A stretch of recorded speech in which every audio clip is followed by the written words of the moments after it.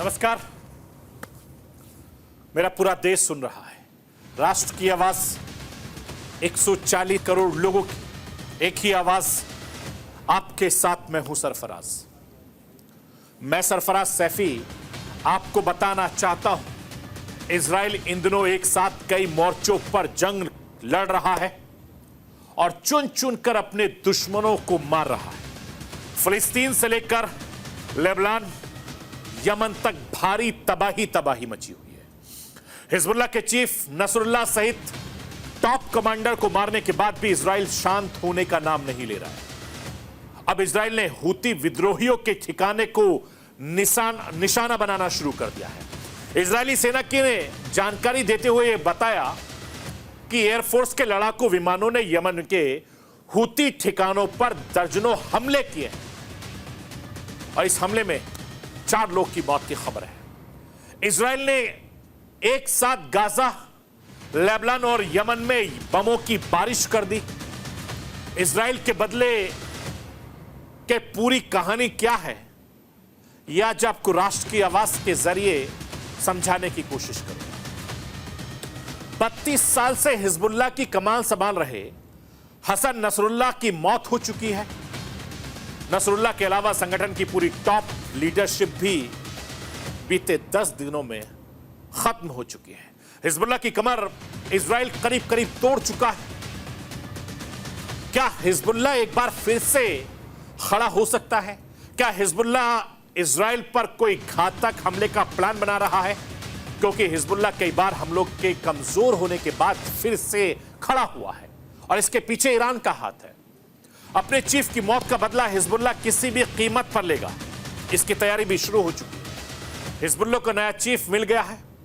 Hezbollah का वो नया चीफ कौन है और हिजबुल्लाह इजराइल की दुश्मनी का पूरा इतिहास क्या है, आज मैं राष्ट्र की आवाज के जरिए आपको बताने, दिखाने, समझाने की कोशिश करूंगा।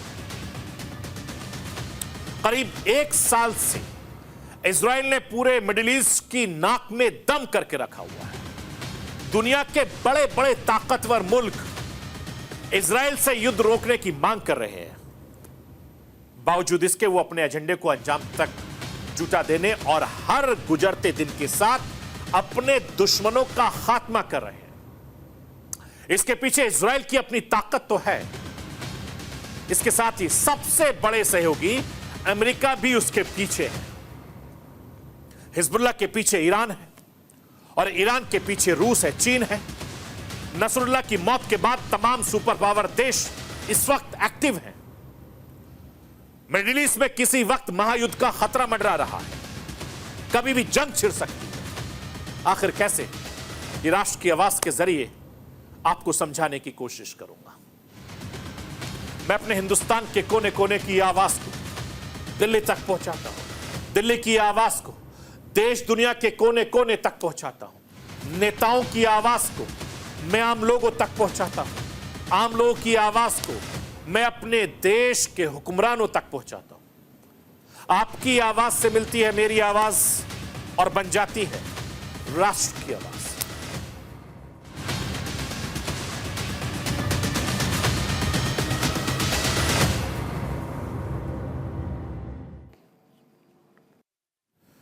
दुश्मनों पर भारी पड़ रहा है इजराइल। इजराइल डरना नहीं जानता, इजराइल पीछे हटना नहीं जानता। कई मोर्चों पर लड़ने की ताकत रखता है ये इजराइल। इजराइल के ताबड़तोड़ हमले बताते हैं कि उसकी हिम्मत क्या है, इजराइल की ताकत क्या है। कोई भी मुल्क एक युद्ध से जूझते वक्त दूसरे युद्ध की सोच नहीं सकता, लेकिन इजराइल वो मुल्क नहीं है। इजराइल एक साथ कई मोर्चों पर इस वक्त जंग लड़ रहा है। इजराइल ने पहले हमास की कमर तोड़ी, फिर हिजबुल्लाह के चीफ नसरुल्लाह से लेकर उसके टॉप कमांडर ढेर किए और हिजबुल्लाह पर लगातार निशाना साधा। अब इजराइल हूती पर धावा बोल दिया है। इजराइल ने यमन पर ताजा हमला किया। हमास हिजबुल्लाह के बीच हूती को सबक सिखाने के लिए आरडीएफ ने बिजली से लेकर तेल इंपोर्ट करने के लिए इस्तेमाल किए जाने वाले एक बंदरगाह को भी निशाना बनाया। इजराइल डिफेंस फोर्स ने सोशल मीडिया पर जानकारी देते हुए बताया कि इजराइल ने यह कहा है कि हाल ही में हूती विद्रोहियों ने इजराइल पर हमला किया। ये कार्रवाई उसी हमले के खिलाफ इजराइल ने की थी और इस हमले में कई बंदरगाहों को निशाना बनाया गया। इन बंदरगाहों का इस्तेमाल हूती तेल के अलावा ईरानी हथियारों को क्षेत्र में ट्रांसफर करने के लिए किया जाता था और इस हमले में यमन के कई टैंकरों में जलकर खाक हो गए। इस हमले में 4 लोगों की मौत हो गई। जिस दिन बेरूत में नसरुल्लाह को ढेर किया गया, ठीक उसके अगले दिन इजराइल ने यमन पर हमला कर दिया। इजरायली एयरफोर्स के एक F-15 लड़ाकू जेट ने उड़ान भरी और फिर यमन से तबाही की तस्वीरें सबके सामने आनी शुरू हो गई। लेबनान और यमन पर हमले के साथ साथ इजराइल ने गाजा को भी निशाना बनाया है। गाजा में हमास को भी इजराइल लगातार नुकसान पहुंचा रहा है। लेबनान को भी इजराइल ने नहीं बख्शा है। हिजबुल्लाह चीफ को मारने के बाद इजराइल नहीं रुक रहा है। लेबनान के उन तमाम इलाकों में इजरायली बमबारी कर रहा है जहां हिजबुल्लाह के ठिकाने होने का शक जरा सा भी है। इस वक्त इजराइल एक साथ 3 मोर्चे पर जंग लड़ रहा है, एक के बाद एक अपने दुश्मनों को ढेर कर रहा है। मैं राष्ट्र की आवाज के जरिए आपको रक्षा विशेषज्ञ जीडी बख्शी को सुनवाना चाहता हूं। सुनिए जीडी बख्शी इस हमले को लेकर और जो जंग चल रही है उसको लेकर क्या कुछ कह रहे हैं। की स्ट्रेटजी हमेशा रही है कि जब 2-3-4 देश या दुश्मन उस पर मिलकर वार करते हैं तो वो चुन चुन के मारता है। पहले स्ट्रांगेस्ट को जो है इमीडिएट थ्रेट को न्यूट्रलाइज करता है, फिर अगली थ्रेट, फिर अगली थ्रेट, इस तरह करके वो चुन चुन के मारता है। तो उसने अब हमास को न्यूट्रलाइज करके वो हिजबुल्लाह पे टूट पड़ा है हाथ धो के। अमेरिकी परेशान हो रहे हैं क्योंकि वो वरिड हैं कि उनकी इलेक्शन के पहले एकदम एस्केलेशन ना हो जाए। तो उन्होंने बहुत मना करने की कोशिश करी लेकिन इजराइल ने एक नहीं सुनी है। और फिर वो जैसे कि वो करते हैं, वो चह करते हैं, लेकिन उसके बाद उनके मतलब नेल्सन आई टर्न कर लेते हैं, ठीक है जो करना है करो। और वो अब इजराइल को कह रहे हैं भैया जो भी करना है जल्द से जल्द कर लो, क्योंकि हमारे जो एयरक्राफ्ट कैरियर बैटल ग्रुप्स हैं वो कितने महीनों से लगे हुए हैं वहाँ, उनको भी रीसप्लाई करना है, खाना पानी एमुनेशन वगैरह वाटर उसमें करना है, क्रूज को ब्रेक देनी है। तो जो कुछ करना है आप जल्दी करिए।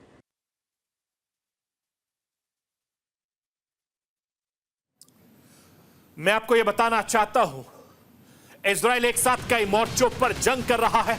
हमास के साथ साथ जंग में हूती और हिजबुल्लाह से भी लड़ रहा है। लेबनान से चलने वाला यह आतंकी गुट करीब 4 दशक से इजराइल की नाक में दम किए हुए। मैं आपको यह बताना चाहता हूं कि जब इजराइल गाजा पर बम बरसा रहा था तब इजराइल को हिजबुल्लाह से दोहरी चुनौती मिल रही थी। हिजबुल्लाह की तरफ से साउथ लेबनान से लेकर लगातार बारूदी हमले हो रहे थे। करीब 1.5 लाख रॉकेट मिसाइलों का जखीरा जमा हो चुका था। हिजबुल्लाह लगातार इजराइल पर निशाना बना रहा था और इन सब के पीछे मास्टरमाइंड था नसरुल्लाह। और इन हमलों की सारी रणनीति नसरुल्लाह बना रहा था। जिसके पीछे ईरान था वही नसरुल्लाह जो अब मौत की नींद सुलाया जा चुका है। मैं आपको यह भी बताना चाहता हूं कि नसरुल्लाह जो अमेरिका इजराइल दोनों का दुश्मन नंबर 1 बना हुआ था, आखिर 62 साल का यह मोस्ट वांटेड कैसे मुकाम पर पहुंचा इतनी बड़ी ताकत के साथ? सिर्फ उसके अपने देश लेबनान में ही नहीं बल्कि मुस्लिम देशों में भी नसरुल्लाह की तूती बोलती थी। आखिर नसरुल्लाह कैसे बना इजराइल का दुश्मन नंबर 1? आज मैं राष्ट्र की आवाज के जरिए आपको समझाना, बताना, दिखाना चाहता हूं। नसरुल्लाह 1992 से ईरान समर्थित संगठन हिजबुल्लाह का चीफ बना था। जब उसे यह जिम्मेदारी मिली तब वो सिर्फ और सिर्फ 32 साल का बताया जाता है। नसरुल्लाह का जन्म 31 अगस्त 1960 को हुआ था। उस वक्त उसकी उम्र महज 15 साल थी। इजराइल के खिलाफ बने विद्रोही गुट में नसरुल्लाह शामिल हो गया। साल 1982 में हिजबुल्लाह बना। नसरुल्लाह संगठन के संस्थापक सदस्यों में से एक सदस्य था। साल 1992 में नसरुल्लाह हिजबुल्लाह का मुखिया बना और साल 2006 में नसरुल्लाह की अगुवाई में इजराइल को लेबनान से खदेड़ दिया गया। मैं आपको यह बताना चाहता हूं कि नसरुल्लाह महज 15 साल की उम्र में इजराइल के लिए खतरा बना था। 22 साल की उम्र में हिजबुल्लाह में शामिल हुआ और 32 साल की उम्र में हिजबुल्लाह का चीफ बन गया। नसरुल्लाह शिया मुस्लिमों का हीरो माना जाता है। लेबनान से लेकर ईरान तक बहुत ज्यादा मशहूर था नसरुल्लाह की मौत के बाद से लेबनान से लेकर कई देशों में जबरदस्त तरीके से विरोध प्रदर्शन मिल रहा है।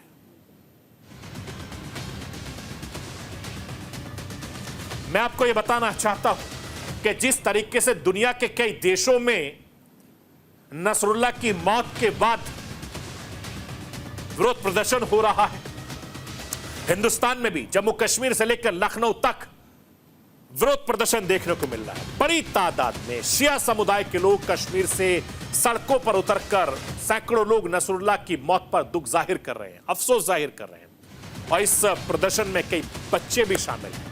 मैं राष्ट्र की आवाज के जरिए नसरुल्लाह के प्रदर्शन में जो लोग प्रदर्शन कर रहे हैं उनमें बच्चे भी शामिल हैं। वो बच्चे क्या कुछ कह रहे हैं, मैं राष्ट्र की आवाज के जरिए आपको वो भी सुनवाना चाहता हूं।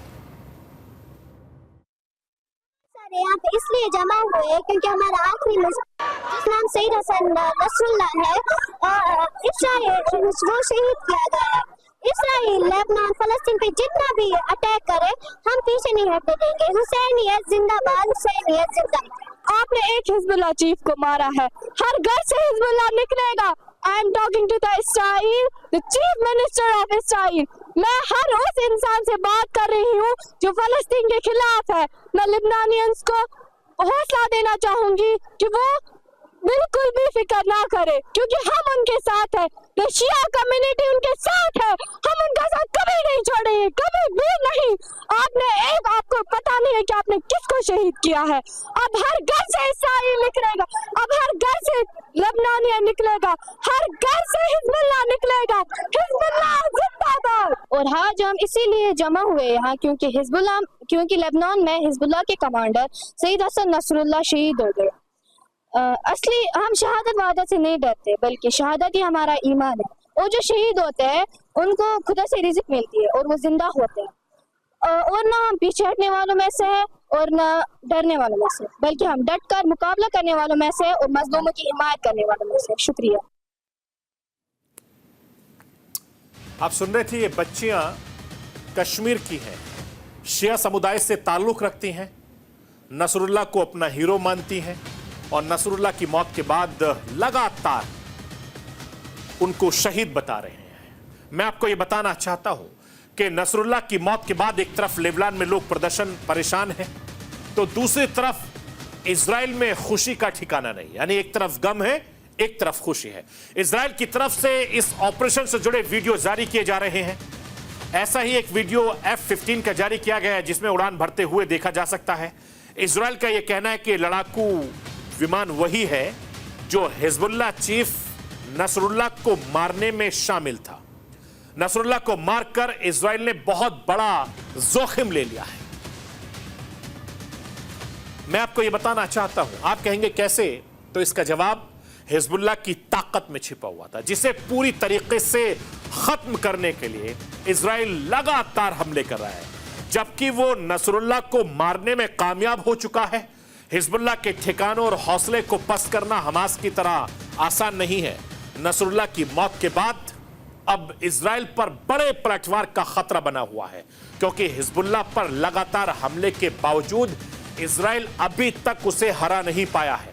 मैं राष्ट्र की आवाज के जरिए आपको यह भी बताना चाहता हूं कि हिजबुल्लाह कितना खतरनाक नेटवर्क है। स्क्रीन पर लाइए। एक अमेरिकी रिपोर्ट में दावा किया गया कि 40 से 50 हजार लड़ाके हिजबुल्लाह के पास हैं, जबकि मारे जाने से पहले नसरुल्लाह ने दावा किया था कि उनके पास 1 लाख लड़ाके हैं। हिजबुल्लाह का सबसे बड़ा हथियार सप्लायर ईरान है, इसलिए हिजबुल्लाह के कई हथियार ईरानी, रूसी और चीनी मॉडल के हैं। रॉकेट हमले करने में भी हिजबुल्लाह सक्षम है। हिजबुल्लाह का संचार नेटवर्क हाईटेक है। अमेरिकी रिपोर्ट के मुताबिक हिजबुल्लाह के घातक हथियार सुरक्षित छुपाकर रखे गए हैं। अमेरिकी रिपोर्ट में यह भी दावा किया गया है कि हिजबुल्लाह के पास 1.5 लाख रॉकेट शामिल है। लंबी दूरी की बैलिस्टिक मिसाइल जमीन से अंतर रखी नहीं है। हिजबुल्लाह ने मिसाइल के लिए सैकड़ों किलोमीटर लंबी सुरंग नेटवर्क बना रखी है। मैं आपको यह बताना चाहता हूं कि हिजबुल्लाह की कहानी साल 1980 के दशक में शुरू हुई थी, जब लेबनान में इजराइल के विरोध का माहौल तैयार हुआ। तब हिजबुल्लाह अपने गिरोह को चलाने के लिए सुरंगों का इस्तेमाल करता था। लेकिन बड़ा मोड़ तब आया जब ईरान और उत्तर कोरिया ने मिसाइलों को रखने के लिए सुरंग बनाने की हिजबुल्लाह की मदद की थी, और इस तरीके से हिजबुल्लाह का नेटवर्क बढ़ता गया और साल 1990 तक उसने दक्षिणी लेबनान पर कब्जा कर लिया। 2000 के दशक में इजराइल को लेबनान से खदेड़ दिया गया।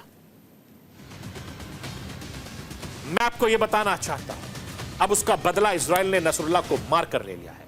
हिजबुल्लाह की कमर इजराइल ने करीब करीब तोड़ दी है। उसके सारे टॉप कमांडर मारे जा चुके हैं। लेकिन सवाल यह है कि क्या हिजबुल्लाह एक बार फिर से खड़ा हो सकता है? क्या हिजबुल्लाह इजराइल पर कोई बड़ा हमला प्लान कर रहा है? इस बीच हिजबुल्लाह ने एक बड़ा फैसला लिया है।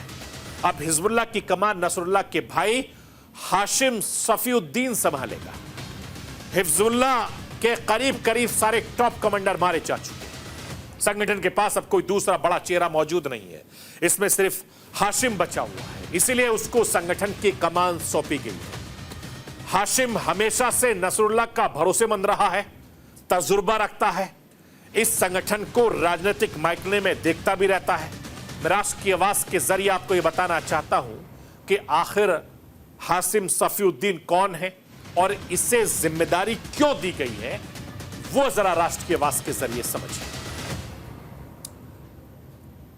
हसन नसरुल्लाह का चचेरा भाई है। हाशिम सफीउद्दीन 1990 में नसरुल्लाह का उत्तराधिकारी बना था और 1990 में यह लगातार एक्टिव है। इसके अलावा हाशिम सफीउद्दीन के ईरान से भी गहरे ताल्लुक है। हिजबुल्लाह के कई अहम मामलों का हेड रहा है, राजनीतिक मामलों की देखरेख करता है, हिजबुल्लाह के मिलिट्री ऑपरेशन का प्लानर भी रहा है, हिजबुल्लाह के एग्जीक्यूटिव काउंसिल का प्रमुख भी है।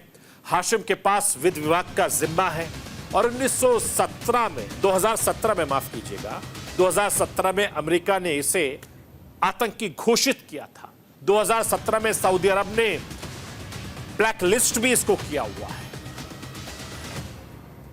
मैं आपको यह बताना चाहता हूं कि सारे के सारे टॉप कमांडर की मौत के बाद हिजबुल्लाह काफी ज्यादा कमजोर हो चुका है। लेकिन यह सच है कि हिजबुल्लाह बार बार के हमलों से कमजोर होने के बाद एक बार फिर से खड़ा हुआ है और इसके पीछे ईरान का हाथ है। ईरान से मिलने वाली हथियारों की सप्लाई के दम पर हिजबुल्लाह फिर से लगातार एक्टिव हो जाता है। हो सकता है कि उसके लड़ाके अभी कुछ वक्त बाद चुप रहे, लेकिन यह तय है कि वो चुप नहीं बैठने वाला, वो इस हमले का बदला जरूर लेगा। क्योंकि जब दुश्मनी होती है तो दुश्मन बदला जरूर लेता है, लेकिन वो वक्त संभल कर हमला करता है। मैं आपको यह बताना चाहता हूं कि नसरुल्लाह की मौत के बाद ईरान भी खामोश बैठने वाला नहीं है। ईरान ने इजराइल से बदले की मांग उठ रही है और रूस को अरब में वॉर शुरू करने का एक अच्छा मौका दिख रहा है। और दूसरी तरफ इजराइल ने भी अमेरिका से मदद मांगी है। ईरान और इजराइल की जंग हुई तो यहां सीधे तौर पर अमेरिका रूस का आमना सामना हो सकता है। इसकी जमीन तैयार हो चुकी है। सभी देश एक दूसरे को धमकी दे रहे हैं। धमकियों के दौर के बीच कई आशंकाएं दोनों तरफ से की जा रही हैं, तैयारियां भी की जा रही हैं। ये तैयारियां डरा भी रही हैं। नसरुल्लाह की मौत के बाद मिडिल ईस्ट में महाविनाश का खतरा मंडरा रहा है, बड़ी तबाही का डर सता रहा है। ऐसे में सवाल यह उठता है कि क्या ईरान और इजराइल के बीच सीधे जंग का वक्त आ चुका है? क्या अमेरिका रूस मिडिल ईस्ट में आमने सामने भिड़ेंगे? ऐसी आशंकाएं इसलिए भी हैं क्योंकि हथियार और ताकत के मामले में अब इजराइल और ईरान में कोई फासला नहीं है। इजराइल की सबसे बड़ी ताकत अमेरिका है, तो ईरान के साथ रूस और चीन जैसे ताकतवर देश हैं। एक बड़े संघर्ष से पहले मुलाकातों बैठकों का दौर शुरू हो गया था। मैं आपको यह बताना चाहता हूं कि इजराइल पर हमले की सूरत में अमेरिका क्या करेगा, इसे राष्ट्रपति जो बाइडेन ने जाहिर कर दिया है। जो बाइडेन ने नसरुल्लाह की मौत पीड़ितों के लिए इंसाफ भी बताया। मैं आपको यह बताना चाहता हूं कि अमेरिका के राष्ट्रपति जो बाइडेन ने साफ कहा है कि हिजबुल्लाह, हमास, हूती, ईरान समर्थित किसी भी दहशतगर्द समूह के खिलाफ इजराइल के एक्शन का अमेरिका पूरी तरीके से समर्थन करता है।